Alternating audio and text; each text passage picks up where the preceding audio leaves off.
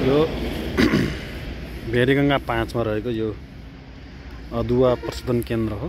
यहाँ चाहिँ अदुवा सङ्कलन गरेर यो कर्णाली प्रदेशको पहाडी जिल्लाको चाहिँ अदुवाहरू सङ्कलन गरेर विभिन्न जिल्लामा चाहिँ यो विभिन्न जिल्लाबाट सङ्कलन गरेर देश बाहिर चाहिँ यो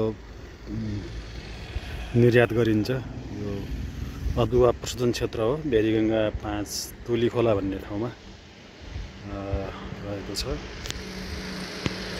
यति बेला चाहिँ अदुवाहरू चाहिँ धेरै सुकाइएको छ। यहाँ यसरी खेतहरूमा चाहिँ यसरी सुकाइएको छ। यो सबै अदुवाहरू हो। यो कर्णाली प्रदेशका विभिन्न जिल्लाबाट चाहिँ सङ्कलन गरेर यसरी अदुवा चाहिँ पुरै बिछ्याइएको छ। यसरी अदुवाको चाहिँ फ्याक्ट्री रहेको छ।